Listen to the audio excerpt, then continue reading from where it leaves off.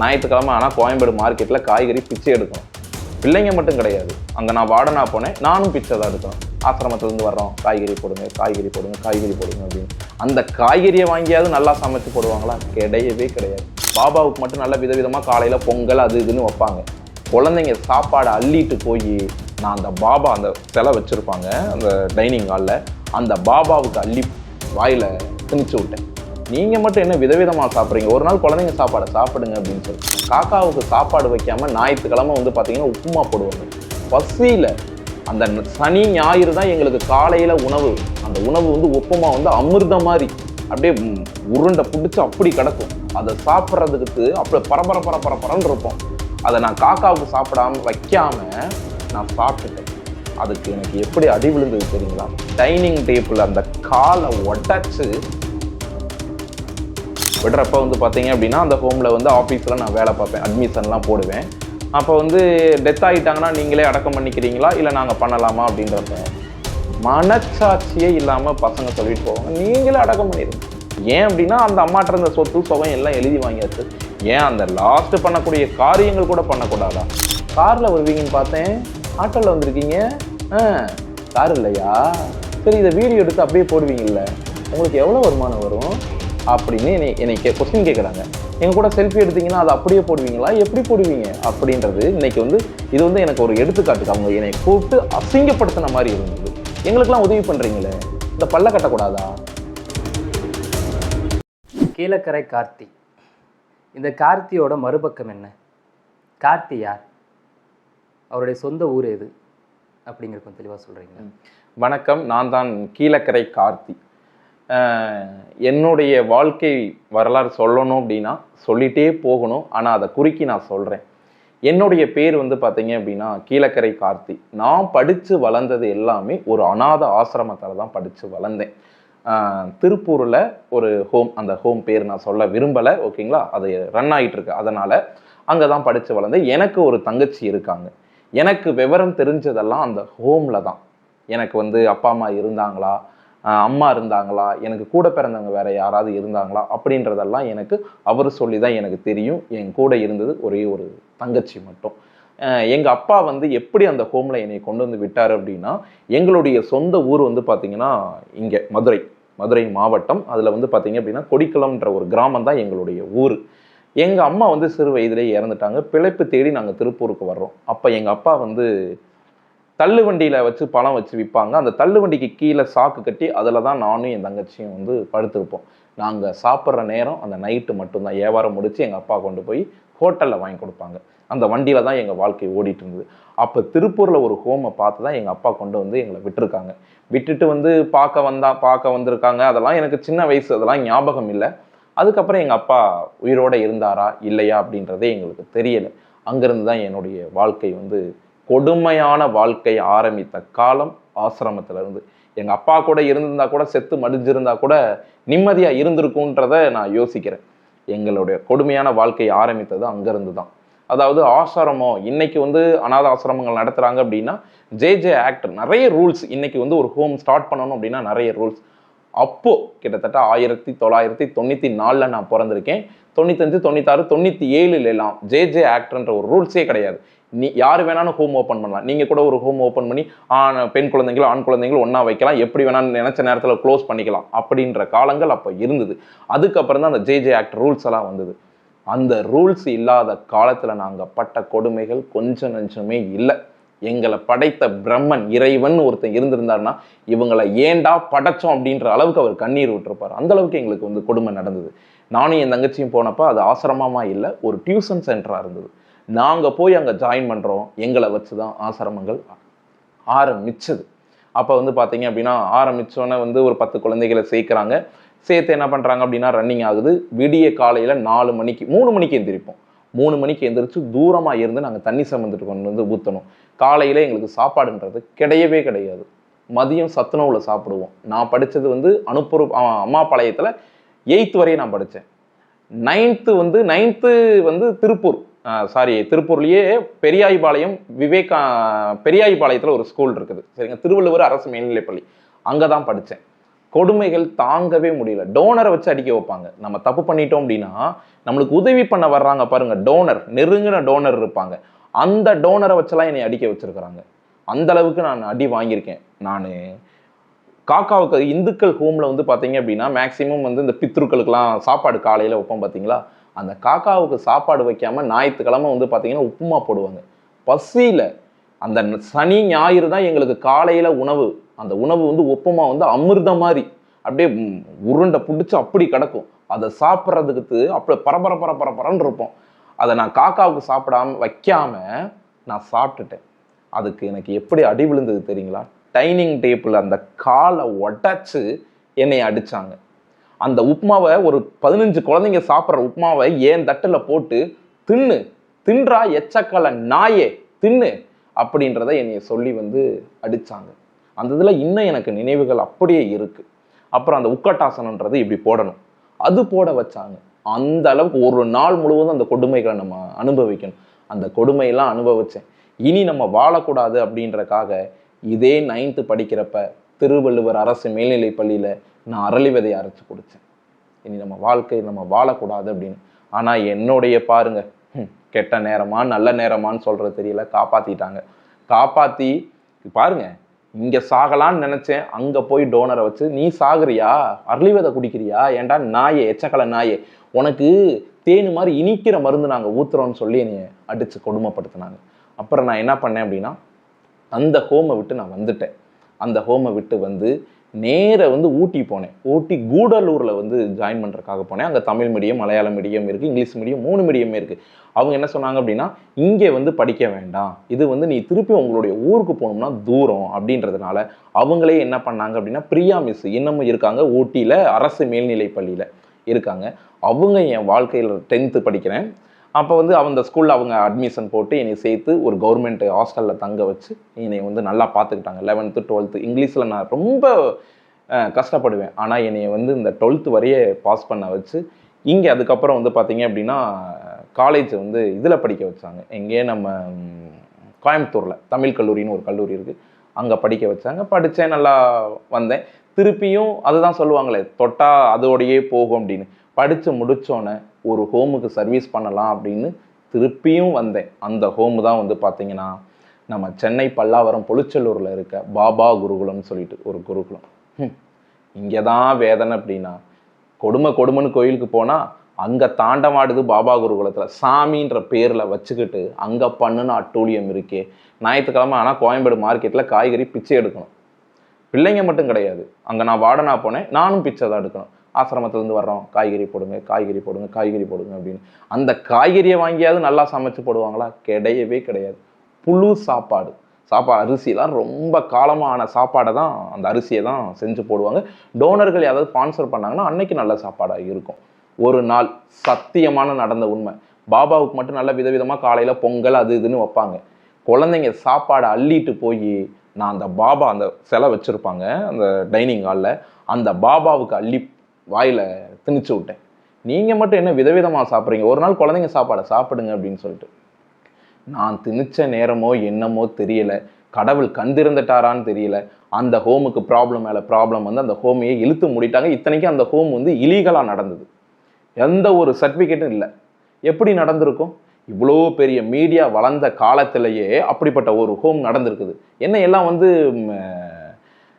லஞ்சம் கொடுக்கறது, ஆஃபீஸர் வரப்போ இந்தாங்க இவ்வளோ வச்சுக்கோங்க அப்படின்னு சொல்லிட்டு லஞ்சம் கொடுத்து அந்த ஹோம் ஆண் குழந்தைகளும் இருந்தாங்க, பெண் குழந்தைகளும் அந்த ஹோமில் படித்தாங்க. அந்த ஹோமை வந்து க்ளோஸ் பண்ணிட்டாங்க. 5 குழந்தைங்களுக்கு வந்து கூட்டிகிட்டு போக கேப்பார் கிடையாது. அந்த பிள்ளைங்களை நான் வேறு ஹோமில் ஜாயின் பண்ண வச்சு படிக்க வச்சு அவங்கள இப்போ டிகிரி முடிக்க நான் வச்சுருக்கேன். சரி, உங்களுக்கு தங்கச்சி ஒருத்தவங்க இருந்தாங்களா? ஆமாம். அவங்க என்னன்னாங்க, அவங்கள பற்றி ஏதாவது? அதாவது நான் சுயநலமாக அன்னைக்கு வந்து நம்ம செத்து போயிடணும்னு நினச்சி நான் வந்து சாக போனேன். கடவுள் வந்து உனக்கு ஒரு தங்கச்சி இருக்கா, அவளை நீ தான் காக்கணுன்றக்காக என்னை பிழைக்க வச்சாரோ என்னவோ தெரியல. ஏன் தங்கச்சி வந்து பார்த்தீங்க அப்படின்னா கிட்டத்தட்ட 12th படிக்கிற வரையும் அந்த ஹோமில் தான் படித்தாங்க. 12th படிக்கிற வரையும் படிக்க வச்சதுக்கப்புறம் நான் என்ன பண்ணேன் அப்படின்னா, இன்னொரு அவங்கள கூட்டிகிட்டு போய் வந்து பார்த்தீங்கன்னா ப்ரைவேட்டாக ஒரு கோயம்புத்தூரில் வந்து ஒரு காலேஜில் தங்க வச்சு படிக்க வச்சேன். அவங்க படித்து முடித்தோன்னா நாங்கள் 2 பேருமே ஒரு ஹோமில் ஃப்ரீ சர்வீஸ் பண்ணோம். நான் இங்கே வந்து வார்டனாக வந்தேன். சம்பளத்துக்கு தான் 8,000 ரூபா சம்பளம் கொடுத்தாங்க இங்கே பல்லாவரம் பொலிச்செல்லூரில். அந்த காசை வச்சு தான் என் தங்கச்சியை நான் டிகிரி படிக்க வச்சேன். அவங்களும் நல்ல முறையில் படிப்பு முடிக்கிறதுக்கு ஒரு 3 மாதத்துக்கு முன்னாடியே இந்த ஹோம் வந்து இஷ்யூ ஆகி இதை வந்து க்ளோஸ் பண்ணிட்டாங்க. அப்போ இங்கே இருக்க 5 குழந்தைகள் ஆதரவற்று நிற்கிறாங்க.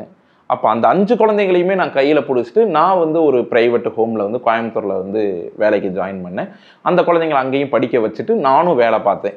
என் தங்கச்சி படிப்பு முடிச்சோன்னா அந்த ஹோம்லேயே நான் கூட்டிகிட்டு வந்து அவங்களும் வந்து பார்த்தீங்க அப்படின்னா வேலை பார்த்தாங்க. ஆக்டில் வந்து வேலை பார்த்துட்டு இருந்தாங்க. ஆஃபீஸ் வேலை பார்த்துட்டு இருந்தாங்க. அதே மாதிரி எங்களுடைய லைஃப் வந்து கண்டினியூவாக போக ஆரம்பிச்சது. சேவை செஞ்சோம். ஒரு வருஷம் அந்த மாதிரி ஓடிச்சு. அதுக்கப்புறம் என்ன பண்ணோம் அப்படின்னா வேற ஒரு ஹோமுக்கு வந்தோம். ஒரு முதியோர் இல்லத்துக்கு வந்தோம். முதியோர் இல்லத்தில் வந்து சர்வீஸ் பார்த்துட்டு இருந்தோம். அங்கே எல்லாம் வந்து பார்த்தீங்கன்னா இருக்கப்பட்டவங்க. பணம் வசதி எல்லாமே குழந்தை குட்டி பேரன் பேத்தி எல்லாம் பார்த்தவங்களை வந்து கொண்டு வந்து அந்த ஹோமில் விடுறாங்க. விடுறப்ப வந்து பார்த்தீங்க அப்படின்னா அந்த ஹோமில் வந்து ஆஃபீஸில் நான் வேலை பார்ப்பேன். அட்மிஷன்லாம் போடுவேன். அப்போ வந்து டெத் ஆகிட்டாங்கன்னா நீங்களே அடக்கம் பண்ணிக்கிறீங்களா இல்லை நாங்கள் பண்ணலாமா அப்படின்றப்ப மனச்சாட்சியே இல்லாமல் பசங்க சொல்லிட்டு போவாங்க, நீங்களே அடக்கம் பண்ணிடுங்க. ஏன் அப்படின்னா அந்த அம்மாட்ட இருந்த சொத்து சுகம் எல்லாம் எழுதி வாங்கியாச்சு. ஏன் அந்த லாஸ்ட் பண்ணக்கூடிய காரியங்கள் கூட பண்ணக்கூடாதா? அந்த அளவுக்கு தள்ளி விட்டு போகிறாங்க. இன்னைக்கு அந்த அளவுக்கு வந்து உலகம் நடந்துட்டு இருக்கு. அப்படி போகிறப்ப என்ன ஆயிடுச்சு அப்படின்னா எனக்கு ஒரு திருமணம் வயசு வந்தது. திருமணம் வயசு வர்றப்ப எங்கள் ஆசிரமத்தில் ஃபஸ்ட்டாக வந்து பார்த்தீங்க அப்படின்னா 10 திருமணம் பண்ணி வைக்கலாம் 10 ஜோடிங்களுக்கு அப்படின்னு சொன்னாங்க. அப்போ நான் வந்து திருமணம் வேண்டான்னு ஒதுங்கி தான் போயிருந்தேன். ஏன் அப்படின்னா நான் வந்து எல்லாத்துக்கும் தெரியும் திவ்யா கழிச்சியை நான் லவ் பண்ணிட்டு போயிட்டு இருந்தது.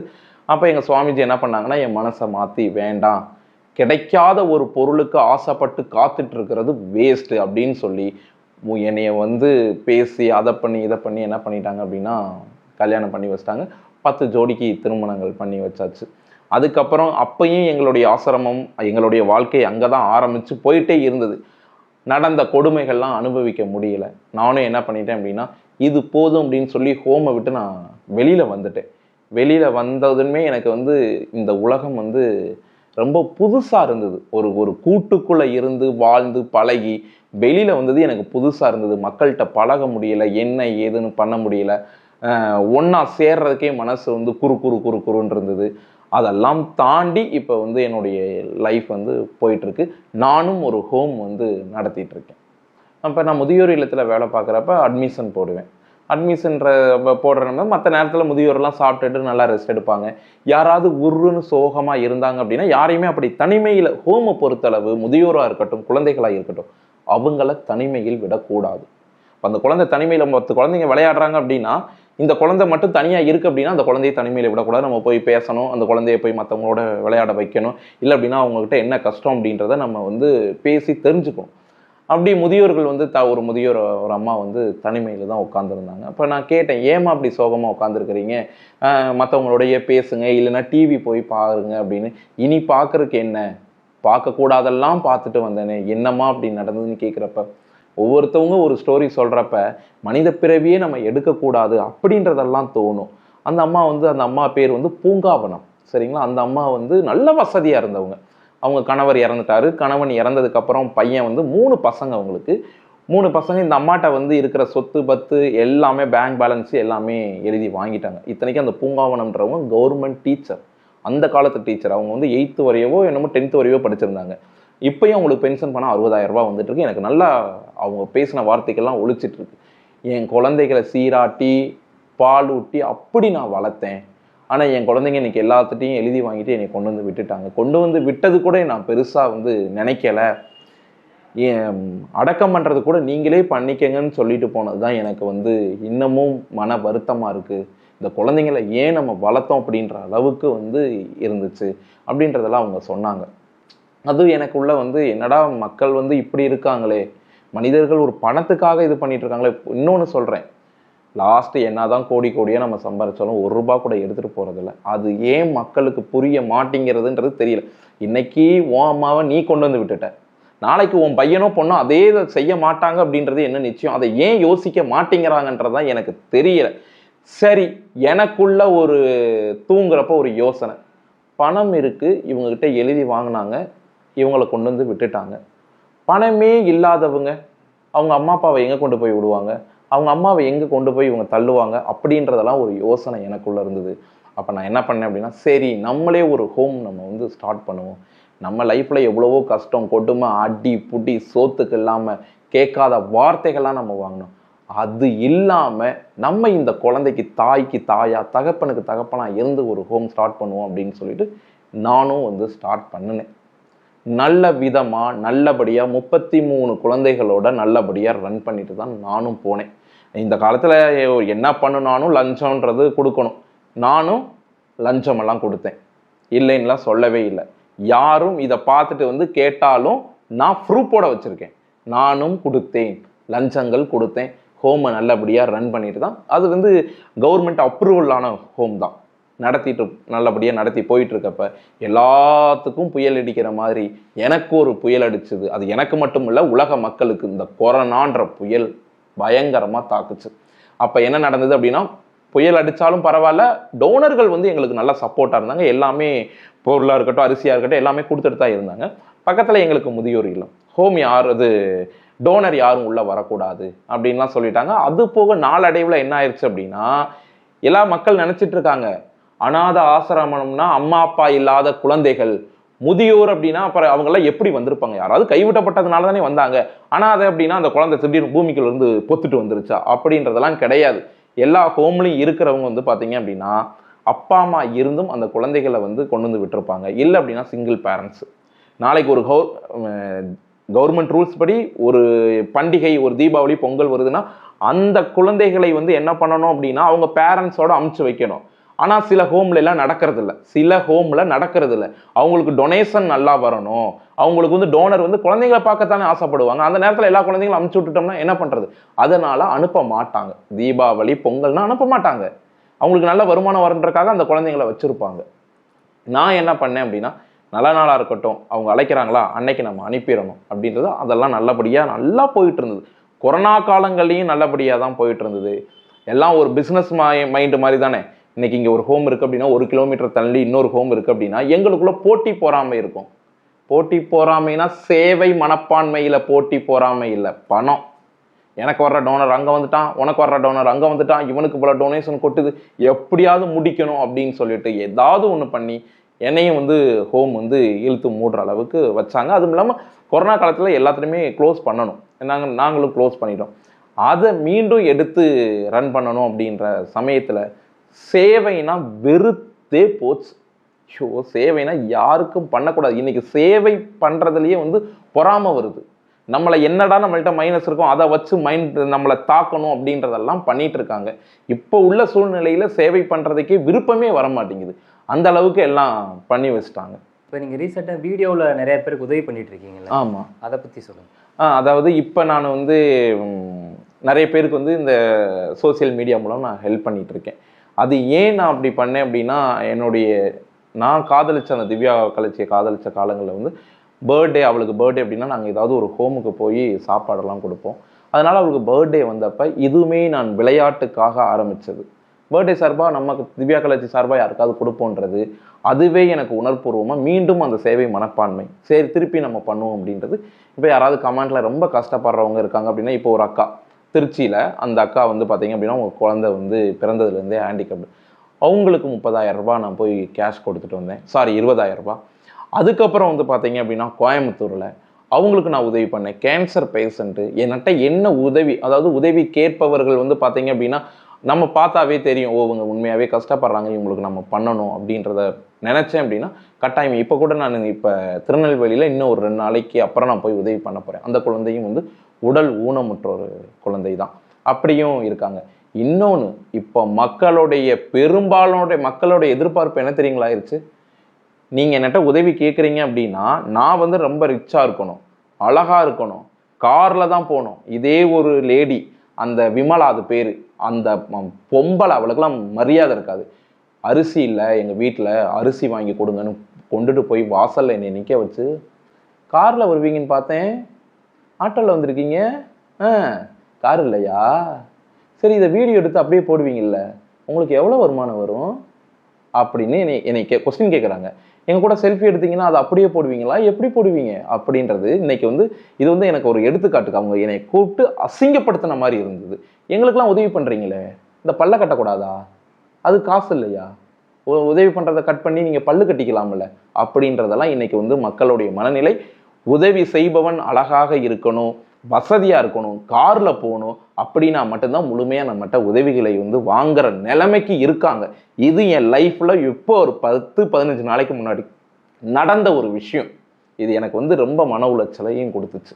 இப்போ அடுத்து வந்து உங்கள்கிட்ட கொஞ்சம் ரொம்ப கஷ்டப்படுறவங்க உங்ககிட்ட உதவி வேணும்னா உங்களை எப்படி அவங்க தொடர்பு கொள்ளணும்? ஐ மீன் எப்படி காண்டாக்ட் பண்ணணும்? அதாவது நான் மேக்ஸிமம் சொல்கிறது வந்து காண்டாக்ட் நம்பரை யாரும் போடாதீங்க.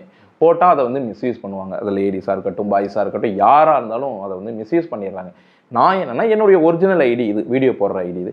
நீங்கள் ப்ரைவேட்டாக மெசேஜ் பண்ணுங்கள், அது கட்டாயம் எனக்கு வந்து வரும். ப்ரைவேட்டாக மெசேஜ் இன்ஸ்டாகிராமில் பண்ணுறது வரும். எனக்கு இந்த உதவி தேவைப்படுது, இவ்வளோ கஷ்டப்படுறேன் அப்படின்னு. நான் என்றைக்குமே நைட்டில் வந்து எனக்கு யார் வந்து மெசேஜ் பண்ணியிருக்காங்கன்னு பார்ப்பேன். ஓ, இந்த மெசேஜ் பண்ணியிருக்காங்க, இவங்க உண்மையாகவே கஷ்டப்படுறாங்களா அப்படின்னு பார்த்தேன் அப்படின்னா அவங்களுக்கு உடனே நான் காண்டாக்ட் பண்ணுவேன். காண்டாக்ட் பண்ணுவேன்னா என்னென்னா ஒரு வாய்ஸ் ரெக்கார்டு போட்டுருவேன்.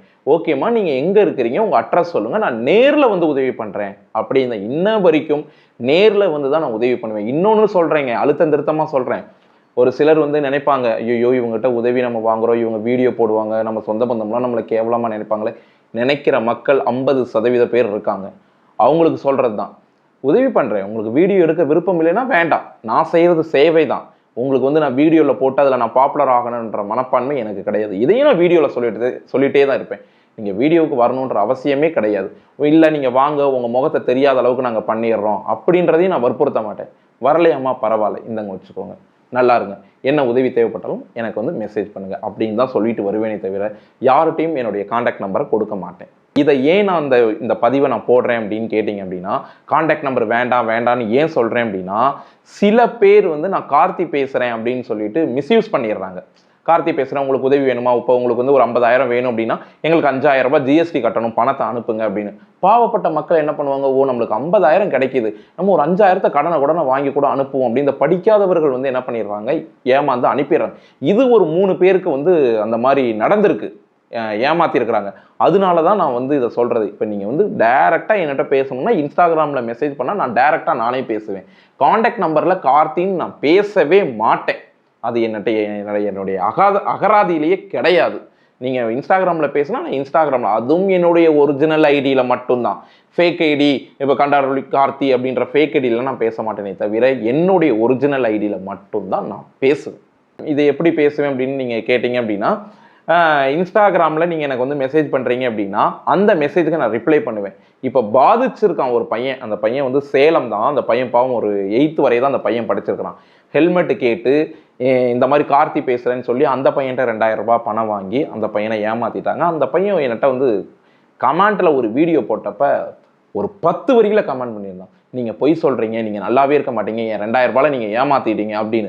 இந்த கமெண்ட்டை படித்தோன்னே எனக்கு ஒரு அதிர்ச்சி ஆயிடுச்சு. ப்ரைவேட்டாக போய் பேசினேன், நானாடா தம்பி இது பண்ணேன், நாங்கள் எத்தனை வீடியோவில் நான் சொல்லிட்டு இருக்கேன் கார்த்தின்னு யார்ட்டையும் நான் காண்டாக்டில் பேச மாட்டேன் அப்படின்னு. ஆனால் அந்த பையன் ரெக்கார்டெல்லாம் பண்ணி வச்சுருந்தான். அதெல்லாம் எனக்கு வந்து வாட்ஸ்அப்பில் வந்து அனுப்புனா அந்த ரெக்கார்டெலாம் பார்த்ததுக்கப்புறம் தான் மக்களுக்கு ஒரு விழிப்புணர்வாக நான் சொல்லிகிட்டே இருக்கேன். மீண்டும் இதுலேயும் சொல்கிறேன், கார்த்தின்னு நான் ஃபோன் காலில் பேச மாட்டேன், ஒன்லி இன்ஸ்டாகிராமில் ப்ரைவேட் மெசேஜ், சரிங்களா? அதே மாதிரி அந்த இன்ஸ்டாகிராமில் வந்து மெசேஜ் அந்த ஆப்ஷன்லேயே வந்து கால் ஆப்ஷன் இருக்கும் அந்த இன்ஸ்டாகிராமில். அந்த இன்ஸ்டாகிராமில் இருந்து கால் பண்ணி நம்ம பேசிக்கலாம். அதுதான் நான் பேசுவேனே தவிர அவங்ககிட்டையும் நம்பர் கொடுங்கன்னு கேட்கவும் மாட்டேன். அட்ரஸ் கேட்டு தெளிவான அட்ரஸ் கொடுத்தாங்க அப்படின்னா அந்த இடத்துக்கு நான் போயிடுவேன்.